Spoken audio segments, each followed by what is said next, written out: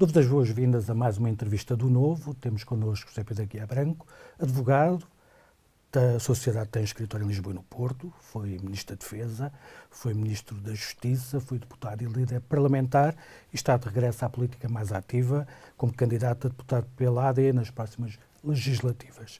É ele o nosso convidado do Discurso Direto esta semana, em que vamos falar de justiça e também de política. José Pedro Aguiar Branco, bem-vindo, obrigado por aceitar o nosso convite. Comecemos pela política, é o cabeça de lista da Aliança Democrática pelo Distrito de Viana do Castelo. Nas próximas legislativas, porque é que aceitou regressar agora à vida política ativa? Bom dia, muito obrigado por esta oportunidade. Aceitei porque acho que as circunstâncias que o país atravessa obrigam a um exercício de intervenção cívica novamente. Há um radicalismo e um extremismo que graça na nossa sociedade e eu acho que em democracia é fundamental nós participarmos para tentar que esses radicalismos e esses extremismos não aconteçam, depois do resultado que venha a surgir no dia 10 de março.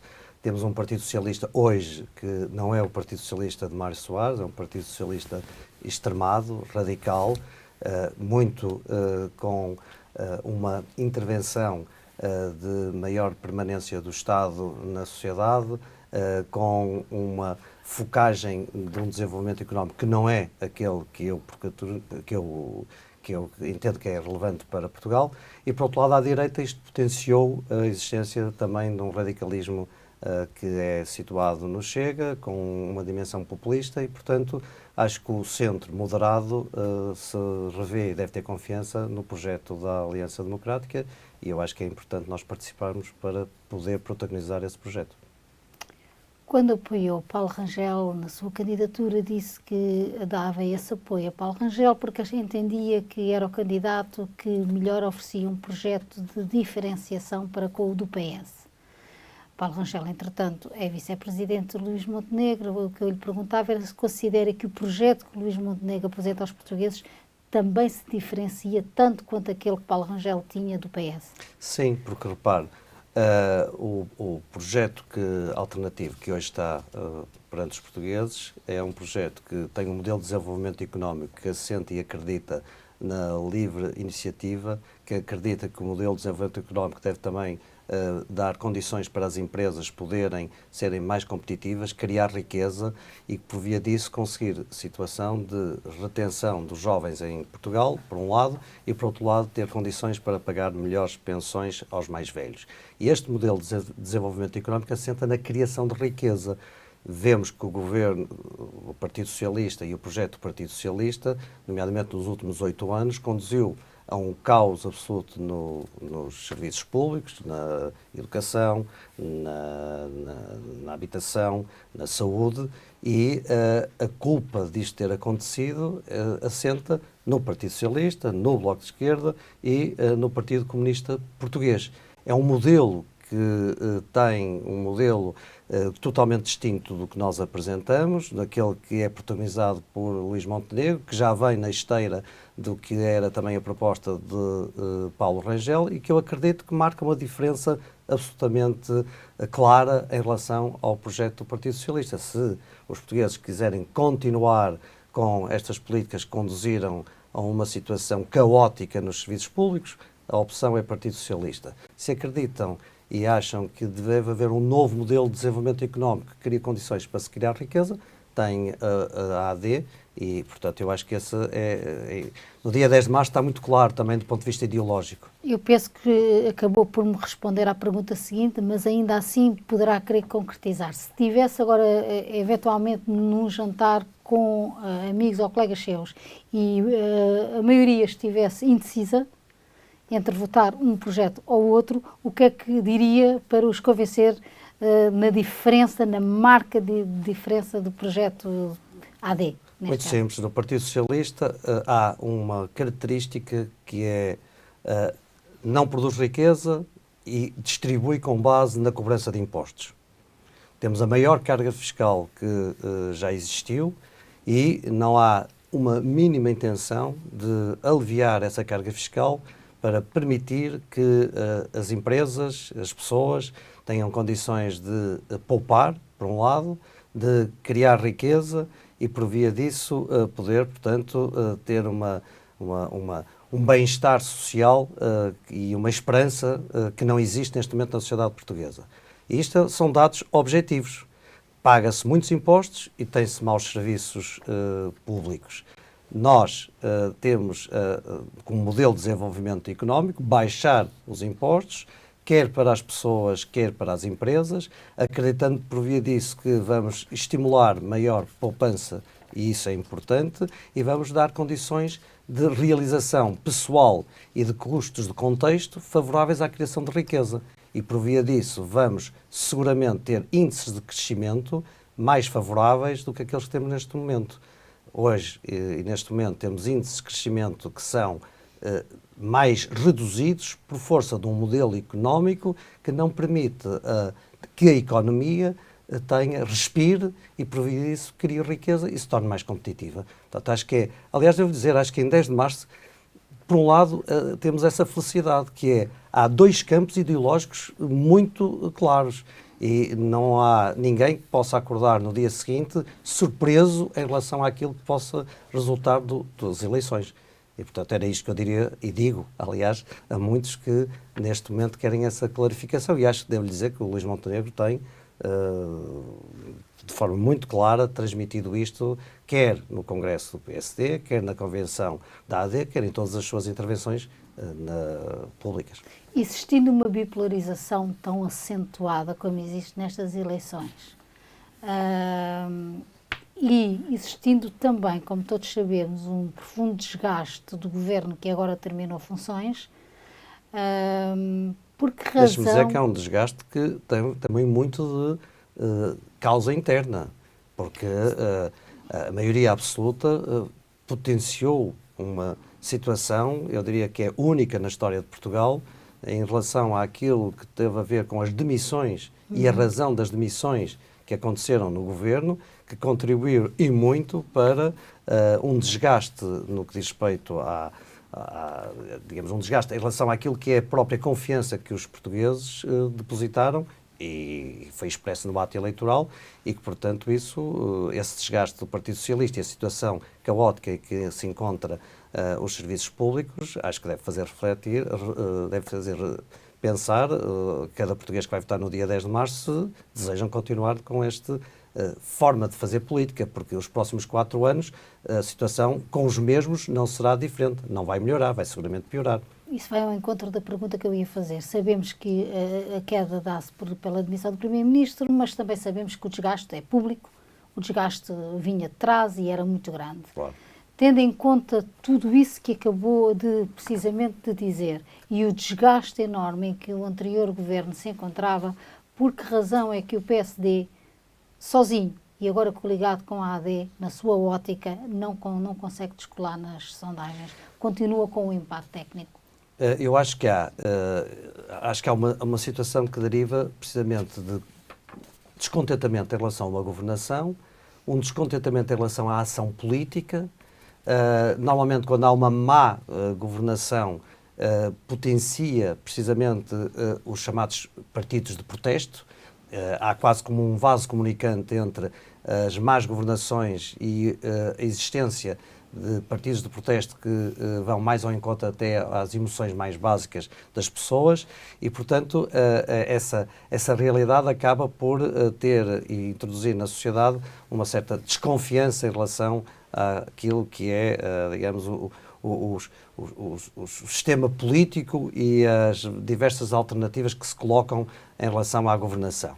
Mas também lhe devo dizer que é bom nós ponderarmos bem sobre como hoje se deve fazer a leitura das sondagens.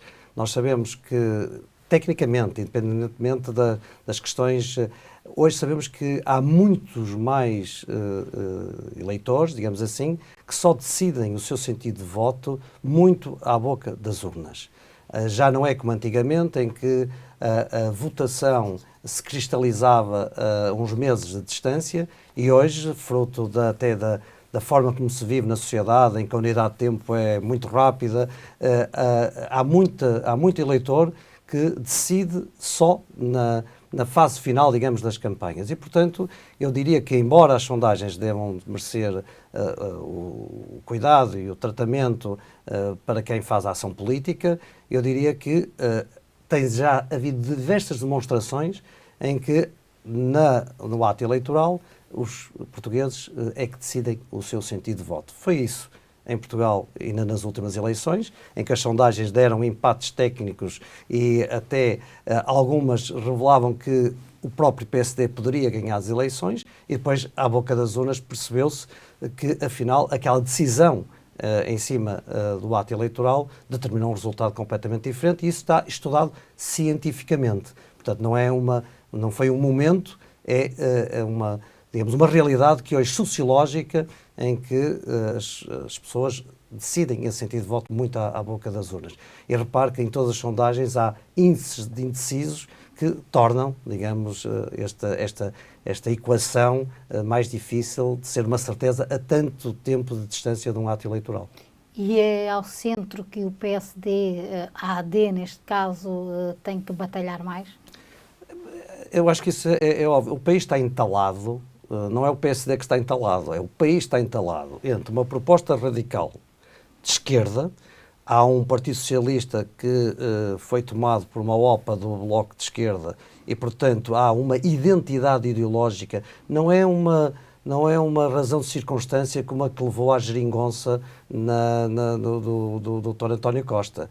Não, há uma forte identidade ideológica. O país pode acordar, se o PS ganhar as eleições, com uma Mariana Mortágua, a Ministra das Finanças.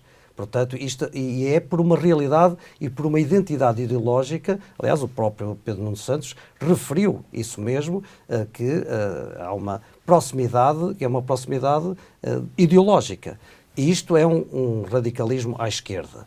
À direita também, o país ficou entalado com aquilo que foi o que potenciou esta governação socialista de um partido de protesto, e, portanto, eu acho que o PSD e a AD são, digamos, quem pode responder ao português moderado, ao português que trabalha, ao português que paga os seus impostos, que quer viver num país que não seja radical, mas sim que permita desenvolver a sua atividade com segurança, com esperança e acreditando que daquilo que é o seu trabalho resulta riqueza para o país e resulta também realização profissional para si próprio. E isto vai desde um centro-esquerda moderado a um centro-direita moderada, e eu acho que a AD, aliás, pelos independentes que integra e por aquilo que é também o posicionamento que se coloca como clara alternativa de projeto em relação a estes radicalismos, é quem pode melhor responder ao português moderado, ao português sensato e ao português que deseja viver num país normal. Já se candidatou à liderança do PSD e, portanto, é na qualidade de putativo líder, portanto, no passado, obviamente, que eu lhe faço esta pergunta. Luís Montenegro, na sua ótica, fez bem em ter dito que não governava se não ganhasse? Acho que sim. Acho que o que hoje em dia também tem contribuído para um certo desgaste na relação de confiança entre os eleitores e os eleitos é nunca se perceber bem, haver muita especulação, haver muita discussão sobre questões adjetivas, e essas questões adjetivas acabam por depois serem, no espaço público, ocuparem mais tempo do que a discussão sobre as medidas, as políticas, os custos, e discute-se muito o que é lateral. E, portanto, eu acho que quanto mais clara for uma posição para que os portugueses não acordem no dia seguinte com uma surpresa em relação àquilo que achavam que podia ser diferente, um líder político deve assumir essa posição de forma clara. Os portugueses sabem o que é que conta e ter a coragem. Aliás, eu sou um grande, eu diria, fã, no sentido de quem me trouxe para a política foi Francisco Sá Carneiro, foi quem me inspirou sempre na minha atividade política, e ele era sempre muito firme, muito assertivo e muito claro, mesmo que isso implicasse às vezes rupturas com o status quo. E acho que o Luís Montenegro faz bem em dizer o que acha que deve ser as suas condições para governar, e depois o povo é soberano em... Mas não estará a arriscar muito e até mesmo a hipotecar que haja um governo de direita, vamos supor que não ganha, mas que a direita unida no Parlamento tem mais mandatos, na sua opinião, qual seria então a solução? A política sem risco é uma chatice, dizia Sá Carneiro, e sem ética é uma vergonha. E eu acho que o risco faz parte da ação política, mas se a pessoa quer realmente ter as condições para poder desenvolver um projeto, deve deixar muito claro as condições em que acha que isso pode ser.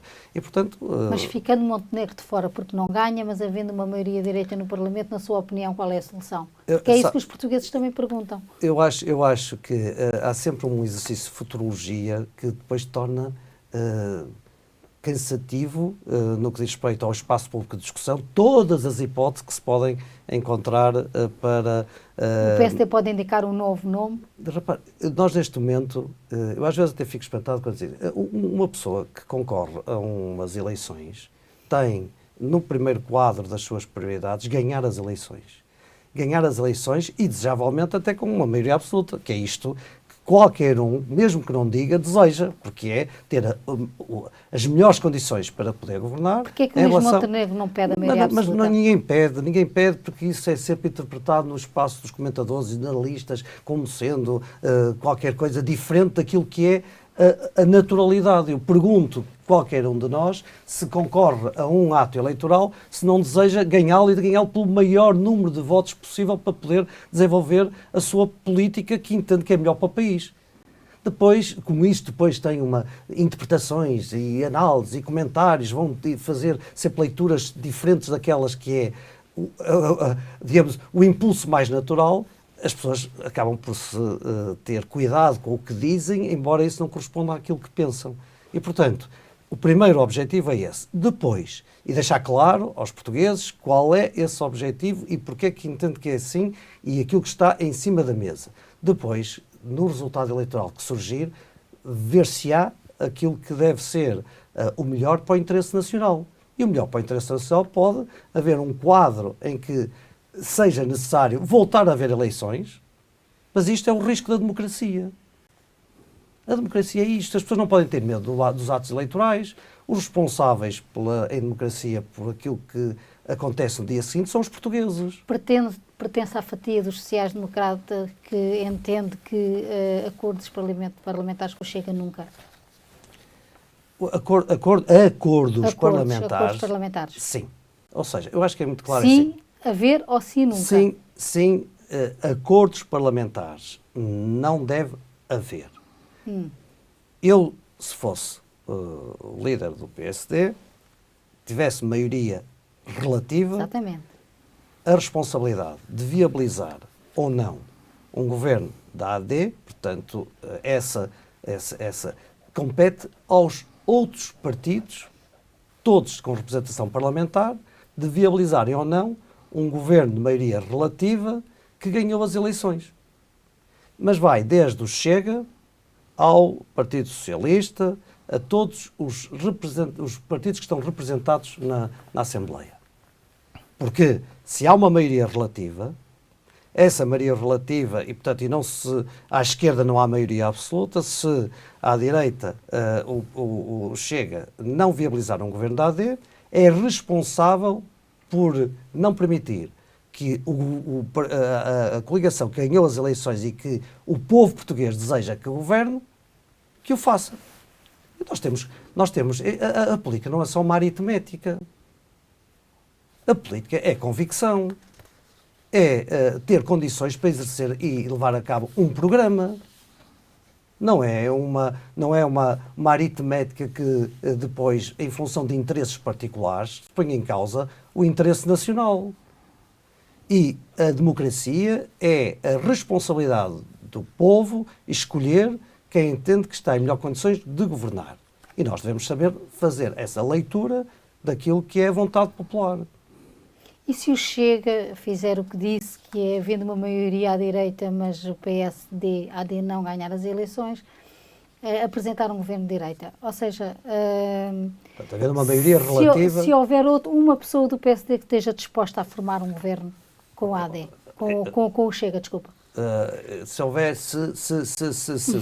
Ou São seja, cenários que os portugueses gostam não, de não, os saber cenários que os portugueses neste momento têm que ter perante si é dizer assim: há um projeto do Partido Socialista e há um projeto alternativo da AD.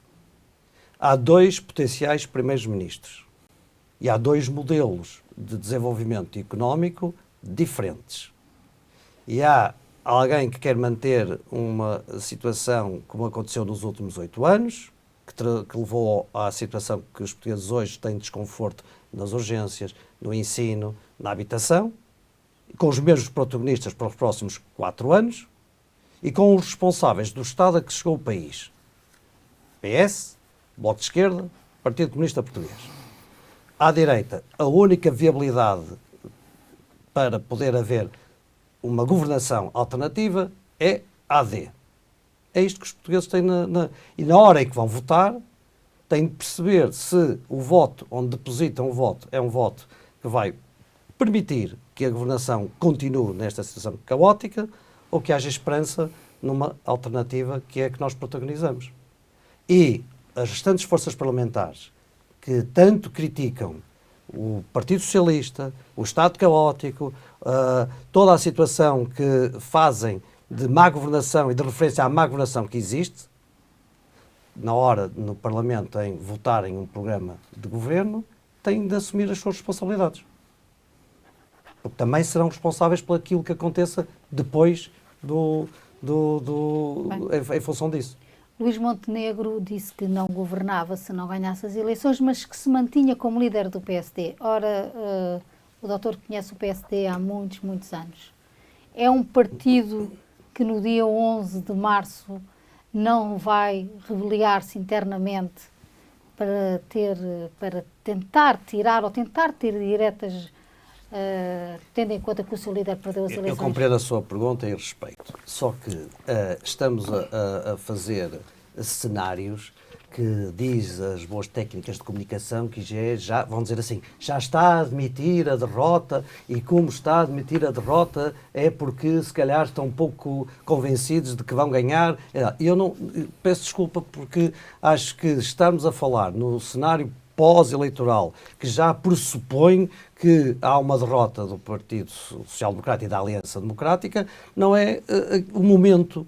Porque nós não só acreditamos e estamos a fazer tudo para que isso não aconteça, é isso que estamos focados, mostrar aos portugueses que este programa alternativo é mais positivo para Portugal e o que acontecer depois resulta da vontade dos portugueses, será analisado, há congressos, há tudo isso e esse espaço de debate público deve acontecer nessa altura. Neste momento deve ser aquele que conduza a clarificar melhor aquilo que os portugueses desejam. Então, sobre a campanha e sobre o projeto da AD, Montenegro e o próprio Nuno Melo já deviam ter aparecido com mais nomes de perfil ministeriável.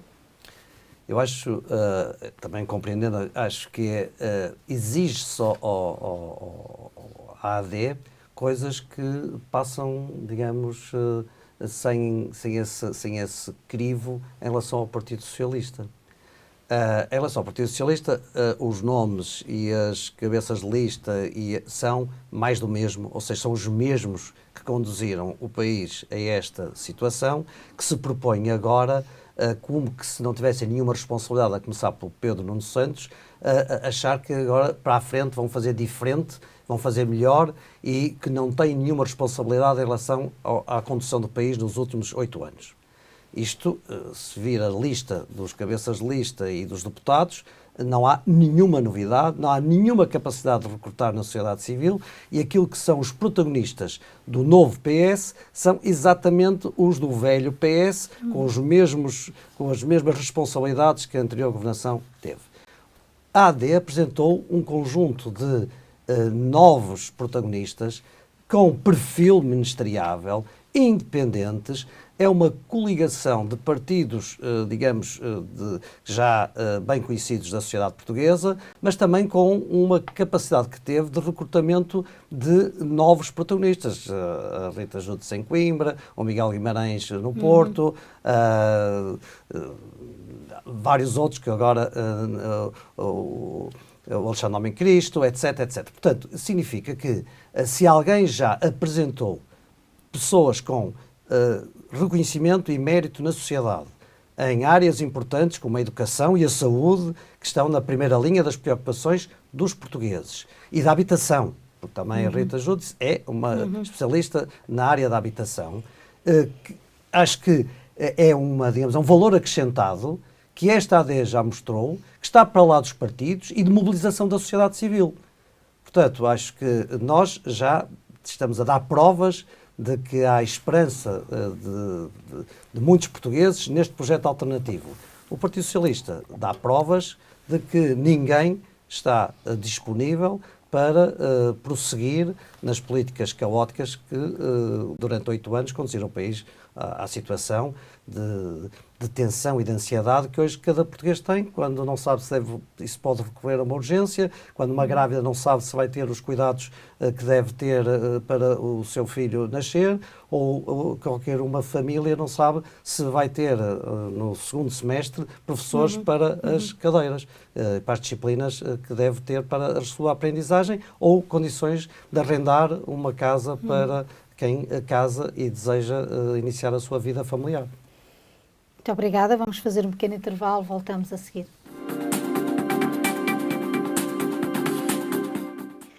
Voltamos ao discurso direto com José Pedro Aguiar Branco Soutor, foi Ministro da Justiça, tem uma vasta experiência, aliás, nesta área, até mesmo como advogado. Recentemente propôs um pacto para a justiça, voltou portanto, a propor. É um tema já muito antigo, é uma das áreas... Quase como o aeroporto.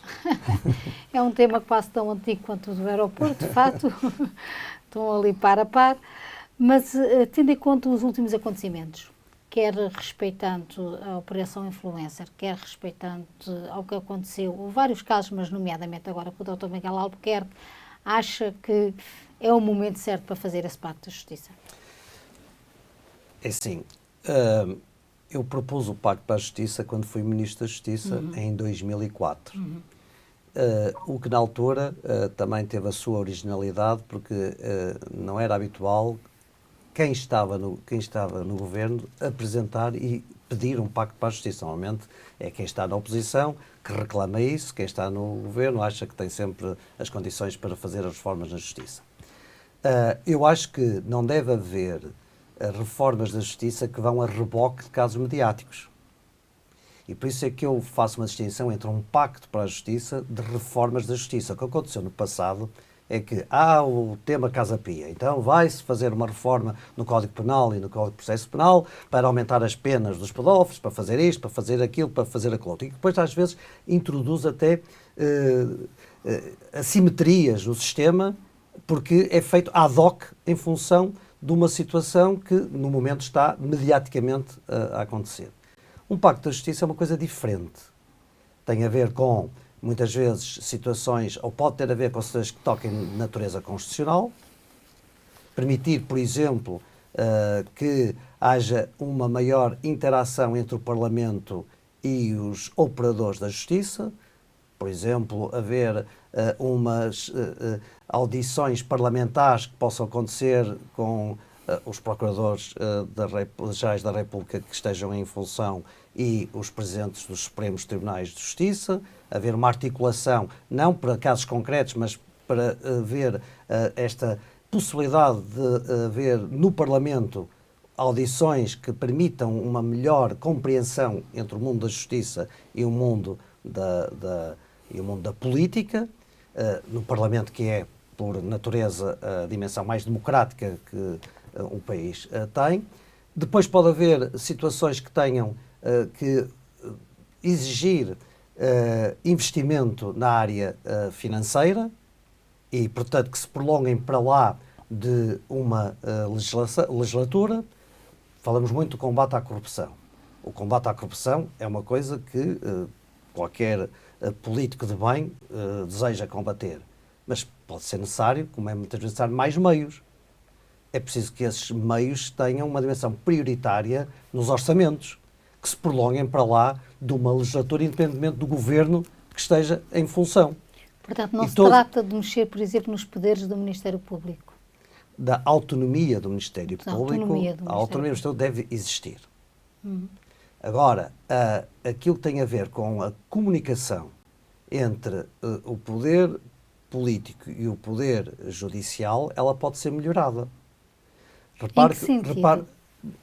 Da própria explicação, da própria informação e de forma mais transparente, como devem ser dadas a conhecer muitas das situações de operações que acontecem e que depois fica com uma certa juízo de suspeição em relação a porque é que foi daquela forma. Eu acho que muito bem, por exemplo, que o diretor da Polícia Judiciária tenha vindo a dar um conjunto de explicações que justificam porque é que uma determinada operação ocorreu daquela forma, embora possa ser na mesma criticável, se devia ser assim ou devia ser assado, mas isto não mexe com a essência depois do que está em causa. Mexe precisamente naquilo que é a confiança que os portugueses devem ter de que não há promiscuidades, de que não há intenções políticas, que não há situações de coincidências em função de oportunidades políticas, e eu acho que isso é saudável. E isso deve ser feito não só no espaço mediático, como também naquilo que tem a ver com a ação que uma Assembleia da República deve ter no que diz respeito à interação que tem com o Poder Judicial. Mas não temo que passe a imagem agora, neste preciso momento em que estão casos tão importantes, que envolvem ministros de topo, tanto do PS como do PSD, não temo que a opinião pública diga lá está o PS e o PSD a tentarem mudar a lei porque estão envolvidos em casos? Mas precisamente é o que eu estou a dizer, eu não quero estar a mudar a lei, eu quero estar a dar melhores condições para a Justiça poder exercer a sua função e haver melhores canais de comunicação que ainda reduzam ao máximo os juízos de suspeição que no espaço público muitas vezes se faz em relação a uma determinada operação. Acompanhar-me-á, deixar que acontece uma coisa no partido que toca com pessoas do Partido Socialista. O que houve no espaço público é que aquilo foi daquele momento e daquela forma e daquele dia, porque há intenções e às vezes até os responsáveis políticos usam essa realidade para fragilizar aquilo que, ou valorizar aquilo que foi uma determinada operação judicial. E ouvi isto, o cidadão comum ouve isto, porque é que acontece agora, neste momento? Foi porque à direita ou à esquerda aconteceu qualquer coisa e agora é preciso fazer o contrabalanço à direita. Isto é péssimo quando se pensa que a justiça pode ser instrumentalizada desta forma. Mas como é que nós podemos reduzir essa dimensão de suspeição que acontece, eu quero acreditar até sem fundamento sempre? É nós podemos criar canais de interação entre o poder judicial e o poder político, e quando digo poder político, é o poder político com pé grande, não é o poder partidário, é o poder político com pé grande, máxima na Assembleia da República, onde com naturalidade se prestem informações, sabe que a Justiça também muitas vezes tem dificuldade na gestão com a comunicação social. Eu nunca percebi porque é que sem estar a entrar nos casos em concreto, não é? Sem estar a entrar numa situação em concreto, porque é que no mundo mediático um Procurador-Geral da República não vem tranquilamente escolher o momento e a hora e o local onde deve dar um conjunto de informações que são informações que, não mexendo com a natureza do caso concreto, explicam aquilo que muitas vezes, por não se explicar, leva a juízos de suspeição. E estes canais, que não existem, alguns deles em termos constitucionais, podem exigir uma alteração constitucional. Era para haver uma alteração constitucional, é obrigatório haver 2/3 de representação parlamentar. E se nós tratarmos isto de uma forma séria, no sentido elevada, sabe que na altura, quando eu apresentei uma proposta para o Pacto da Justiça em 2004, criei um grupo de trabalho equidistante do ponto de vista ideológico. Eu convidei e aceitou, e era insuspeito de ser ligado da autora AD, o Dr. Miguel Galvão Teles, figura conhecida de esquerda e do Partido Socialista, que acompanha-me, que é uma pessoa felizmente já morreu, de elevadíssima craveira técnica, ideologicamente não tinha nada a ver com este ministro, com aquele governo, que aceitou, que conduziu e presidiu uma comissão, que depois, por via disso, também teve o apoio e a solidariedade do ministro, do Presidente da República à época, Dr. Jorge Sampaio, portanto, pessoas que não tinham nenhuma identidade ideológica com o Governo e que contribuíram para poder, se o Governo não tivesse sido, a Assembleia não tivesse sido dissolvida, provavelmente teríamos feito a proposta do Pacto da Justiça através dessa comissão equidistante do ponto de vista ideológico, e foi possível juntar, portanto, vontades acima da dimensão ideológica, porque sabe que as questões da justiça estão muito para lá de uma dimensão de lógica esquerda e direita. E é possível recriar agora uma comissão Vai depender, dessa espécie? depende do próximo Ministro da Justiça, depende da próxima configuração da Mas Assembleia. Sabe que na altura, por exemplo, na formação dos magistrados, que é um ponto fundamental, quando a gente diz e lança, o procurador não sabem, ou o magistrado tem aquela... A formação dos magistrados é uma peça também crítica do sistema de justiça. E, na época, pela primeira vez na história da formação dos magistrados, a direção da formação esteve num não magistrado. Sim. Foi a professora Anabela Miranda Rodrigues.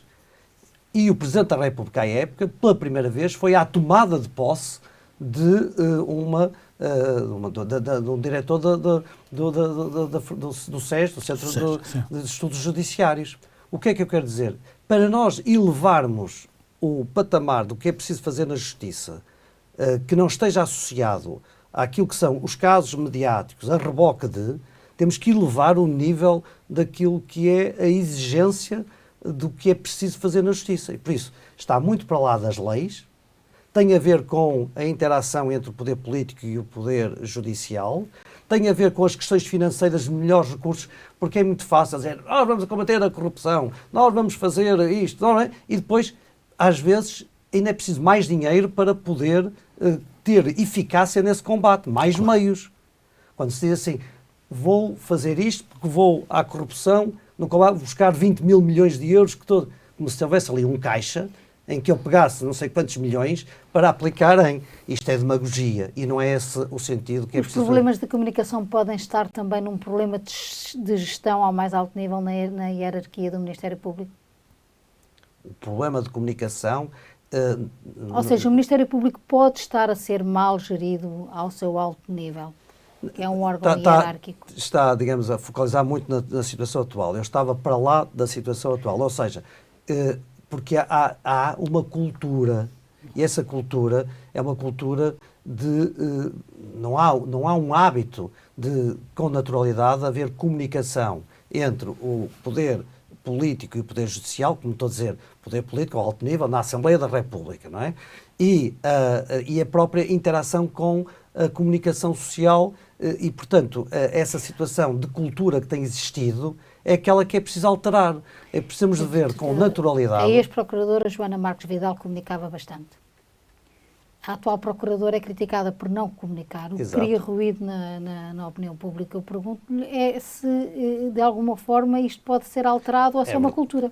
É verdade, mas se nós criarmos exigências legais para a própria comunicação, ou seja, se nós criarmos exigências legais que façam com que, por exemplo, no Parlamento seja possível haver momentos de audições que permitam que essa comunicação exista, já não depende de A, B ou C.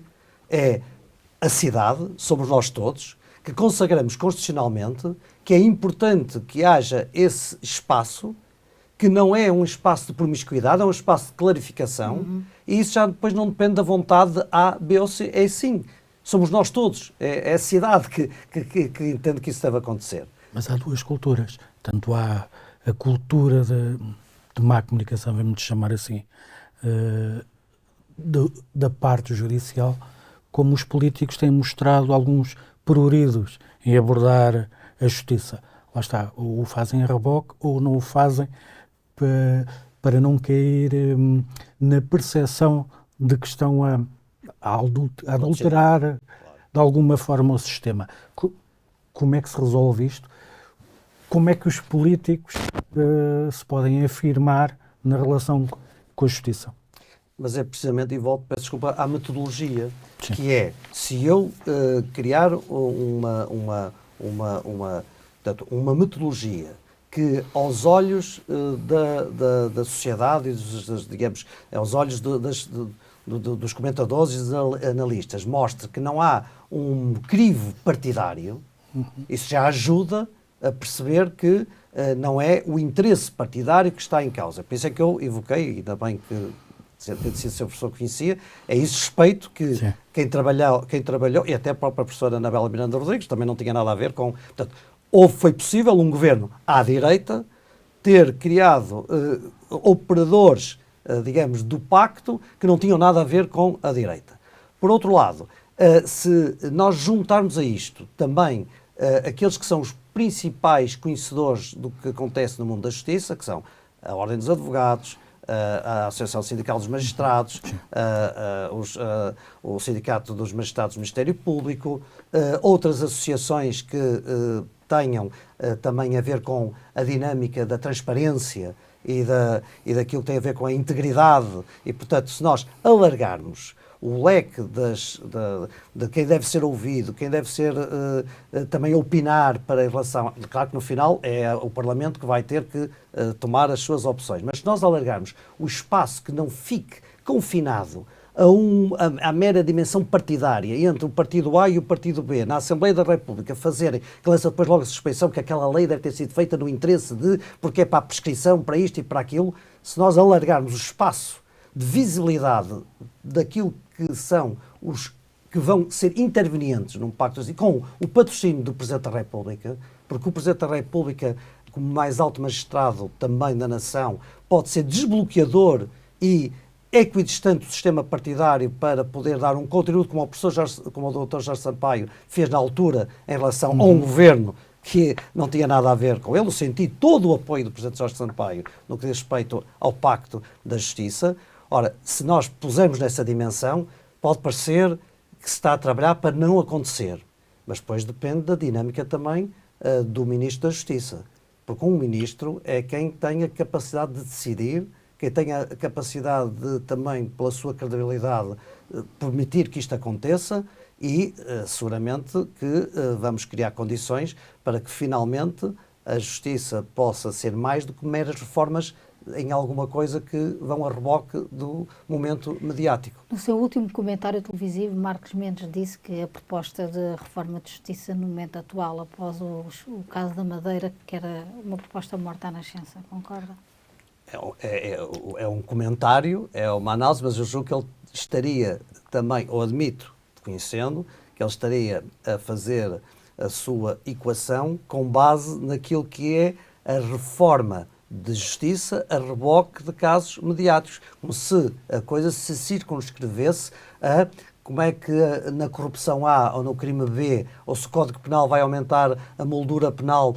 Por exemplo, é sempre a ideia de que a moldura penal tem muita relevância para que se um tipo de crime tiver uma moldura penal de 8 anos e passar para 12, irá ser eficaz para o combate, como se alguém andasse com um cardápio, dizer assim, bom, eu se fizer isto e tiver 10 anos de cadeia, se calhar vale a pena cometer o crime. Se for 14, já não. Isto não é assim. E, portanto, acho que o comentário do Dr. Marcos Mendes se circunscreve dessa forma. E aí acompanho. Se for uma coisa que tenha uma relação causal com um caso mediático, não deve acontecer. Agora, o que eu estou a dizer é uma coisa bem mais para lá disso. E aconselho a quem tiver dúvidas, a revisitar o que há 20 anos, e infelizmente ainda se está em muitas das suas valências atual, foi a proposta que apresentamos e o quadro que permitia tratar a questão da justiça num plano superior. Falamos aqui da PGR. Eu faço-lhe duas perguntas. Uma é se faz sentido o mandato único, o próximo governo vai ser chamado a escolher um novo titular. Faz sentido o mandato único? Primeira pergunta. A seguir, qual devia ser o perfil do titular do cargo? Eu admito que possa fazer sentido um mandato único mais alargado, mas isto é para a Procuradoria como é para tudo. Ou seja, a democracia e o nosso sistema, digamos, saudável de vivência numa sociedade democrática é pela renovação e porque a permanência durante muito tempo em qualquer função acaba, mesmo que não seja por más intenções, por diminuir, digamos, até às vezes a motivação e o ânimo com que se está numa determinada função. E a democracia, devemos olhar para a democracia com muito cuidado. O Miguel Veiga tinha uma expressão que eu acho magnífica, que dizia precisamente a democracia é de uma magnífica fragilidade, que significa que nós devemos cuidar dela com muita. E, portanto, eu admito que uma situação de não perpetuar num cargo alguém que, ainda que tenha desempenhado muito bem a sua função, e nomeadamente a de Procurador-Geral da República, que seja positivo para a própria qualidade da investigação criminal. O perfil tem de ser alguém que seja reconhecido do ponto de vista da sua visão para a justiça, que seja dentro do quadro que eu lhe referi, de equidistância, de preocupação também de ter uma interação hoje necessária com a sociedade. E, portanto, o Procurador-Geral da República deve encarar com naturalidade, ir a uma Assembleia da República em audição, explicar quais são as suas ideias e quais são as suas políticas. E a prestação de contas. E a prestação de contas. Já reparou que na Assembleia da República elege sempre um conjunto, acho eu que são de 7 pessoas para o Conselho Superior de Magistratura e também para o Conselho Superior do Ministério Público. Sim. Que são eleitas num determinado momento, e eu desafio qualquer jornalista a saber se depois o que é que fez, se prestou contas à Assembleia da República dentro daquilo que é necessário que preste contas sem violar o segredo daquilo que são as coisas que acontecem num Conselho. Não, como diria, não passa nada. São eleitas, vão e depois parece que se cumpre no puro ato de eleição e a Assembleia da República elege seus representantes para esses conselhos. Situação importante e que deveria merecer atenção dos órgãos de comunicação social. O que é que estão lá a fazer? O que é que a prestação de contas do que foi feito naquilo que pode ser divulgado? Mas isso já não tem, já não prende a atenção do espaço público de discussão. É advogado, fundou uma sociedade de advogados, é advogado há 43 anos. Como é que assistiu à discussão sobre as alterações dos estatutos na ordem dos advogados e como é que olha para o mercado com a abertura à atividade das sociedades multidisciplinares? Eu, como disse há 43 anos, portanto sou um bocado old school. Tudo que venha pôr em causa um princípio sagrado no que diz respeito aos advogados, que tem a ver com fragilizar o segredo profissional e a deontologia profissional e a responsabilidade profissional, eu acho que deve ser combatido. O que é que eu quero dizer com isto? Um cidadão que recorre a um advogado que é a primeira instância do acesso à justiça, é o advogado, deve ter a confiança absoluta de que aquilo que vai dizer, contar, falar é sagrado no que diz respeito ao seu segredo profissional. A dinâmica das sociedades multidisciplinares, embora eu não seja um adepto das mesmas, ela vai acontecer. Portanto, ela já acontece na Europa, vai acontecer e, portanto, é muito difícil parar o vento com as mãos e eu acho que a dimensão, digamos, positiva será, perante esse cenário, como é que nós vamos preservar que um cidadão vai aceder à justiça na sua primeira instância junto de um advogado, tendo assegurado os direitos de sigilo, o apoio de forma profissional que não seja promíscua com qualquer outra profissão e que não se torne a mercantilização da ação do advogado despersonalizando e tratando isto como se fosse uma outra profissão qualquer com meros intuitos lucrativos. E, portanto, dentro deste quadro que eu vejo o realismo de nós, ainda assim, termos que criar as normas no estatuto profissional que minimize estes riscos que estão aí. Ultrapassamos já o nosso tempo. Para terminarmos com política, está de volta à política ativa, vê-se de volta a funções governativas ou esse é um período encerrado?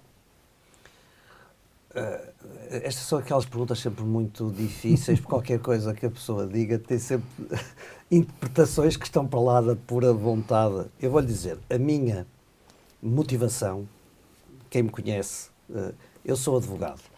Fiz no passado e volto a fazer intervenções cívicas e disponibilizei-me e disponibilizo para funções de natureza pública quando eu sinto que o meu contributo pode ajudar a melhorar o estado das coisas com um mero sentido público.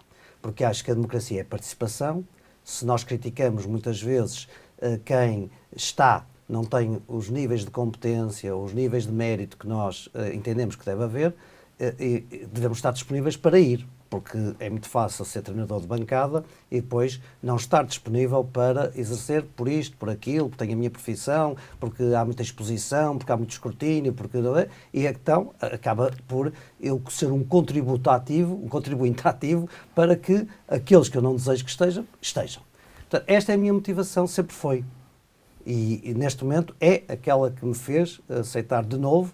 Eu julgava que já tinha encerrado o meu período parlamentar, mas o estado em que se vive a discussão política hoje no país motivou-me à exigência de participação democrática.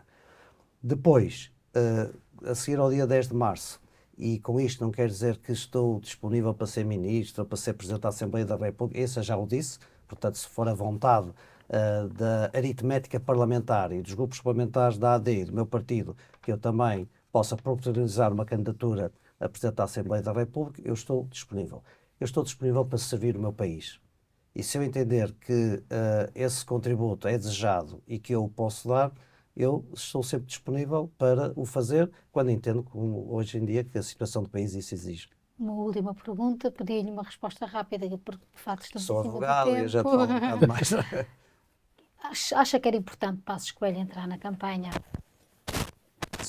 Assim, muito rápido, assim, eu acho que Passos Coelho vai entrar na campanha. José Pedro Aguiar Branco, obrigado. Obrigado também a quem nos acompanhou. Esta entrevista pode ser lida na edição impressa do Novo, continuará disponível em onovo.pt e em jornaleconómico.pt, os nossos sites onde poderá acompanhar também notícias sobre a atualidade. Até uma próxima oportunidade.